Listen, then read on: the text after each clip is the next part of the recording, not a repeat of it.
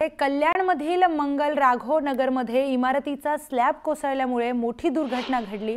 4 मजली इमारतीचा दुसऱ्या माळ्याचा स्लॅब थेट तळमजल्यापर्यंत कोसळलाय। या दुर्घटनेत 6 जणांचा मृत्यू झाल्याची माहिती मिळतेय। दुर्घटनेत 2 पुरुषांसह 3 महिला आणि एका 1.5 वर्षाच्या मुलीचा दुर्दैवी मृत्यू झाल्याची माहिती समोर आली आहे। तर काही लोक अजूनही अडकल्याची माहिती आहे। दरम्यान संबंधित इमारतीमधील बचाव कार्य थांबवण्यात आले।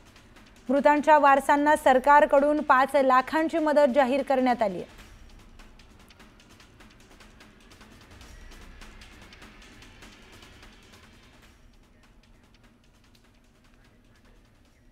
या संदर्भातील अधिक माहिती घेऊयात। आपले प्रतिनिधी अजित मांढरे आपल्या सोबत जोडले गेलेले आहेत। अजित, कल्याणमधील मंगल राघव नगरमध्ये काल इमारतीचा स्लॅब कोसळल्यामुळे मोठी दुर्घटना घडली आहे। यामध्ये काही जणांचा मृत्यू झाल्याची देखील घटना आहे, तर 6 जणांचा यामध्ये मृत्यू झालेला आहे आणि काही जण अडकल्याची माहिती देखील मिळते। काय या संदर्भात अधिकचा तपशील आहे? सप्तशृंगी या इमारतीचं नाव आहे। इथं अजूनही ढिगारा जे आहे ते काढण्याचं काम सुरू आहे। मुळात तो जो हा झाडाच्या मागे संपूर्ण जो 4 मजली भाग आहे तिथं वरती टाईल्सचं काम सुरू होतं आणि त्यामुळे जे खोदकाम केलं होतं हा सगळा भाग जो आहे स्लॅबचा, त्याच्यामुळे वरचा भाग जो कोसळला तो इतक्या मोठ्या प्रमाणात कोसळला की खालपर्यंत सगळं जे बिल्डिंग जी आहे ती त्यातला आतला भाग जो संपूर्ण कोसळला आणि त्याच्यामध्ये जवळपास 6 जण जे आहेत ते मृत पावलेले आहेत, 6 जण जखमी झालेले आहेत। संपूर्ण इमारत जर पाहिली तर पूर्णपणे जर्जर अवस्थेमध्ये आहे, धोकादायक अवस्थेमध्ये आहे। आता जी माहिती मिळेल त्यानुसार या इमारतीला नोटीस देखील दिली गेली होती खाली करण्याची आणि इथले लोक जे आहेत त्यांना स्थलांतरित करण्यात येणार होतं, पण पाऊस जो आहे किंवा वादळ वारा जो आहे हा ज्या प्रमाणात वाढला आणि जे काम सुरू होतं वरती, या इथून जरी आपण पाहिलं तर त्या संपूर्ण भाग जो कलर दिलेला भाग आहे तिथं पूर्ण इमारतीला तडे गेलेले आहेत, मागे स्लॅब देखील पडत आहेत।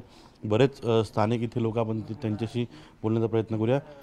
मित्रा, तू इथे या इमारतीत राहतो, इथल्या लोकांना कुठे शिफ्ट केलं गेले आणि काय परिस्थिती आहे इमारतीची? इथून शिफ्ट सुलभा वहिनी आमदार त्यांनी ज्ञान मंदिर शाळेत शिफ्टिंग केलेली आहे। त्यांचा जेवणाचा आणि त्यांचा राहायचा पूर्ण सोय तिकडे ज्ञान मंदिर शाळेत करण्यात आलेला आहे। तुम्ही काय सांगाल? तुम्ही या चाळीत बाजूला राहता इथे? नाही, मी हैदराबादला राहतो, परंतु माझी आई इकडे राहते कोपऱ्यात, समोरच्या चाळीमध्ये आणि कोपऱ्यामध्ये राहतो। दुपारी 2-2:30 वाजता जोराचा आवाज आला आणि आम्हाला वाटलं की समोर काही बांधकाम चालू होतं, ते पडलं का काय। नंतर समजलं की आतलं पडलं म्हणून असं समजलं आणि वर काहीतरी काम चालू होतं असं ऐकण्यात आलं। वर 4थ्या मजल्यावर काम चालू होतं लादीचं आणि त्याच्या व्हायब्रेशनमुळं कदाचित असं झालं असावं असा अंदाज आहे। 6 जणांच्या दगावले गेले, 1.5 वर्षाची मुलगी देखील आहे। हां, 6 जण दगावले गेले। एक मजूर पण होता त्याच्यामध्ये जो दगावला गेला। तुम्ही याच इमारतीत राहता का? हो। आता इथे लोकांना कुठे शाळेत शिफ्ट केलं गेलं? सर्वांना नूतन ज्ञान मंदिर स्कूल आहे, तिथे सर्व आम्ही रात्रीपासून तिकडेच आहे। तुम्ही काय सांगाल, का तिथे हा जो स्लॅबचा भाग पडला, ही घटना घडली आणि सांगितलं तिथे काम चालू होतं, कसलं काम सुरू होतं आणि कोणाचे संतोष नावाचे कोण व्यक्तींच्या घरात काम सुरू होतं? नाही, चौरसिया म्हणून आहे, त्यांच्या इथं काम चालू होतं। तर म्हणजे मिस्त्री हे खाली ह्याचं ग्राउंडचं काम चालू होतं, म्हणजे लादी चेंज करायची। तर त्यांनी असं आम्हाला सांगितलं की हॅमर जोरात मोठी मारली, तर ती हॅमर जोरात व्हायब्रेट झाली पूर्ण, त्याच्यामुळे पूर्ण स्लॅब खाली आला। स्लॅब जोरात खाली आल्यामुळे खालीपर्यंत पूर्ण स्लॅबच कोसळला। म्हणजे बिल्डिंगमध्ये काही असं प्रॉब्लेम नव्हता, म्हणजे बिल्डिंग आणत हे नाही काही, म्हणजे आम्हाला KDMCची कधी नोटीस पण नाही आली की हे तुम्ही बिल्डिंग पाडायची का काय, असं कधी धोकादायक म्हणून नाहीच आहे जे आहे। कारण की सर्व राहतं आहे, आता 52 लोक आम्ही इथे चांगल्यापैकी राहत होतो। ते काम केल्यामुळे थोडंसं आणि पाऊस पण चालू होता। बिल्डिंगची अवस्था आम्ही पाहतो, बऱ्याच ठिकाणी चिरा गेल्या आहेत, सिमेंटची स्लॅब लावले आहेत किंवा सिमेंटची कामं केली गेली आहेत। आता एका अधिकाऱ्याने सांगितले, काही दिवसापूर्वी यांना सांगण्यात आलं होतं की काही भाग जो इमारतीचा किंवा इमारत जी आहे ती बऱ्याच ठिकाणी तडे गेलेली आहे, त्यामुळे शिफ्टिंग व्हावं असं काय सांगितलं नाही, आम्हाला कल्याण महानगरपालिकेकडून असं कोणतीही नोटीस आलेली नाही, काहीच नाही। तुम्ही राहता का? असे कोणती नोटीस आलेली नाही आजपर्यंत तरी नाही, पण आत्ता अधिकारी आत्ता सांगायला लागले, अगोदर असं काही नव्हतंच। इथं आपण अजून जर पाहिलं तर अजूनही इथं जे आहे ते तो संपूर्ण मागचा भाग जो आहे इमारतीचा त्या साईडला चाळी आहेत मोठ्या प्रमाणात आणि 4 मजली भाग जो आहे त्याला तडे गेले आहेत. सकाळी देखील काही प्रमाणातला बाहेरचा जो थोडा भाग आहे तो खाली पडला होता. त्यामुळे लवकरात लवकर हा संपूर्ण भाग जो आहे तो जर तोडला तर पुढची दुर्घटना घडणार नाही. ते सर्व कल्याण महानगरपालिकेने इथं कर्मचारी मागवलेले आहेत. हे सगळा भाग जो आहे तो तोडला जावा आणि त्याच पार्श्वभूमीवरती आणखीन एक इथे तरुण आहे. तू इथे समोर राहतो इथं मागे राहतो. काय इथे रात्री काल दुपारी घटना घडली आणि जेवतो तर ना आवाज आला मोठा. पुन्हा सांग काय करत होतास तू आणि कशी घटना घडली, तुला कशी माहिती मिळाली? मी जेवत होतो घरी तर ना आवाज आला मोठा, पूर्ण धूळ झाला. तर सगळे स्लॅब पडलेले आणि दादात लगेच बाहेर आला पळत पळत. तर सगळ्यांना मग तर हा मोठा छातीवर स्लॅब पडला. मग सगळ्यांना हो काढले. मग सगळ्यांना तू स्वतः इथे होतास त्यावेळी उपस्थित? होतो मी इथं उभा होतो. मग सगळ्यांना काढलं, सगळ्याला नेलं मग लगेच. नक्कीच.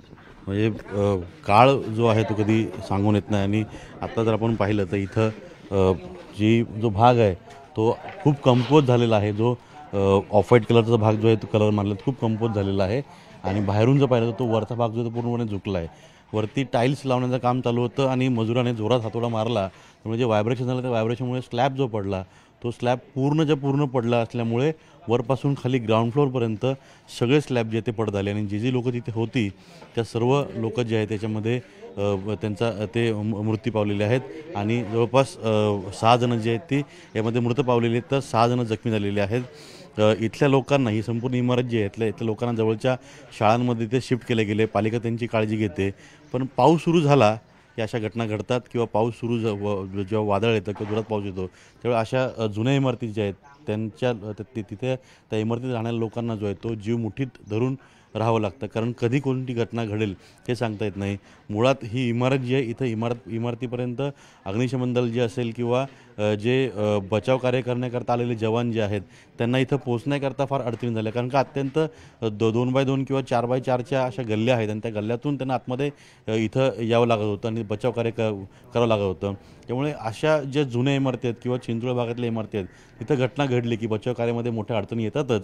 आता पावसाळ्याला नुकतीच सुरुवात आहे त्यामुळे पालिकेने जे कठोर नियम लागू केलेले आहेत की ज्या इमारती जुन्या आहेत किंवा ज्या इमारतीने तडे गेलेले आहेत त्यांनी तात्काळ खाली रिकामे करावेत. यावर पालिका कशा रीतीने आता कारवाई करते हे देखील पाहावं लागेल. नक्कीच. तर धन्यवाद अजित, आपण घटनास्थळी जाऊन सविस्तर माहिती दिलेली आहे त्याबद्दल. एक मोठी ब्रेकिंग न्यूज समोर येते. यवतमाळमध्ये एका शिक्षकाच्या निर्घुण हत्येची घटना समोर आली आहे. मुख्याध्यापक पत्नीने अल्पवयीन विद्यार्थ्याच्या मदतीने आपल्या पतीचा काटा काढल्यानं एकच खळबळ उडाली. पोलिसांनी आरोपी मुख्याध्यापिकेला अटक केली असून 3ही विद्यार्थ्यांना ताब्यात घेतलंय. मिळालेल्या माहितीनुसार यवतमाळ शहरालगतच्या चौसाळा जंगलात 15 मे रोजी जळालेल्या अवस्थेत एका व्यक्तीचा मृतदेह आढळला होता. तर पोलिसांनी याचा तपास सुरू केला असता मुख्याध्यापक पत्नीनेच पतीवर विष प्रयोग करून त्याचा खून केला आणि विद्यार्थ्यांच्या मदतीने पहाटे मृतदेह जंगल परिसरात जाळून टाकल्याची घटना घडली आहे. या संदर्भातील अधिक माहिती घेऊयात आपले प्रतिनिधी भास्कर मेहरे यांच्याकडून. भास्कर, यवतमाळमध्ये माणुसकीला काळीमा फाटणारी एक धक्कादायक घटना समोर आली आहे. काय अधिकचा तपशील? अतिशय थरारक म्हटलं तरी चालेल हा संपूर्ण जो प्रकार आहे. यात एका शाळेची मुख्याध्यापिका आणि तिच्या जे पती आहे त्यांची हत्या केलेली आहे. सुरुवातीला त्याच्यावर विष प्रयोग करण्यात आला आणि त्यानंतर त्या मुख्याध्यापिकेकडे जे मुलं ट्युशनला यायचे त्यांना हाताशी धरून या महिलेने ते जे प्रेत आहे त्याची विल्हेवाट लावण्याचा प्रयत्न केला.